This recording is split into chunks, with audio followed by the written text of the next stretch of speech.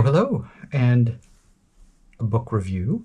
One of my favorite, it's just a fun book, and The Mothman Prophecies by John A. Keel. It's his best book. I've read some of his other ones. This one seems to be, I don't know, it's just the best one. If you're a fan of the movie, this book is completely different. The movie with, Deborah Messing and, what's his name? The guy. What's his name?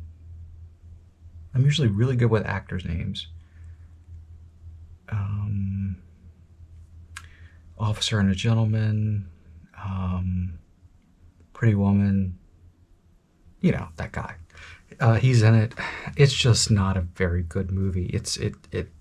The book is so much better. So, it is based on a true story, West Virginia in 1966. When I finished this book, it had everything in the kitchen sink. It had Men in Black, aliens, weird phone calls, everything. It was just really, really a good book. And of course, the Mothman himself. So I read this a few years ago, and I'm going to read it again because it's enjoyable. But I wanted to read some of the passages that I thought were really interesting. So one of the things that this book, there's an alien visitor named Ingrid Cold. So a guy named Woody Derenberger, he saw an alien, and he said the stranger was about 5 feet 10 inches tall, with long dark hair combed straight back. His skin was heavily tanned.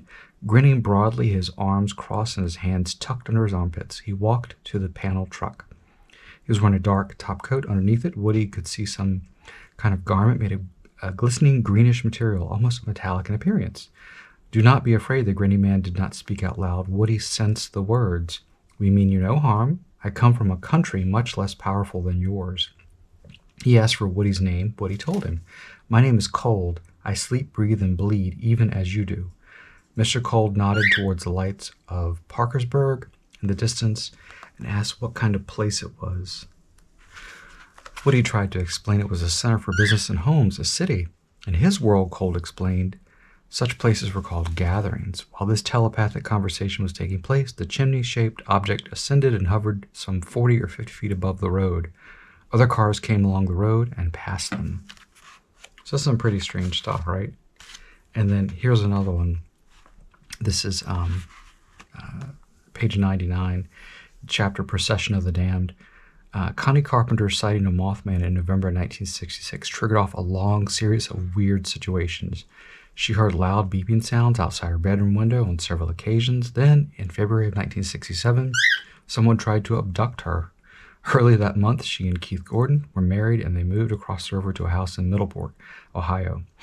They did not have a phone, and their new address was known only to their families and close friends. Let's see. At 8:15 a.m. on February 22nd, 1967, she started out for the school. Keith was already at work. As she began walking down the quiet, tree-lined street, a large black car pulled up alongside.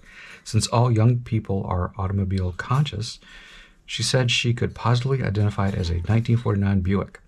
The driver opened the door and called to her, asking for directions. So she walked over to the car.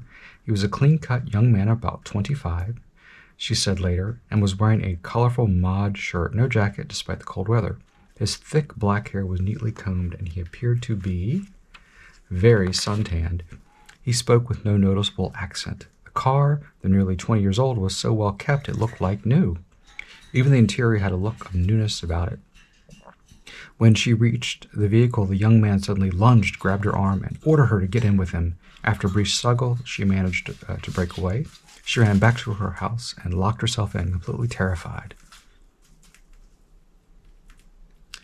And then over here, the author speculates it was a member of the CIA.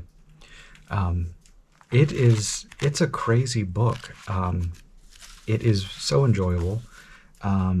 Again, everything in the kitchen sink. You got aliens, you got a crypto. Just a really fun book. I highly recommend it, especially if you like kind of cryptozoology, aliens, and John Keel. He's an author, John A. Keel, great author.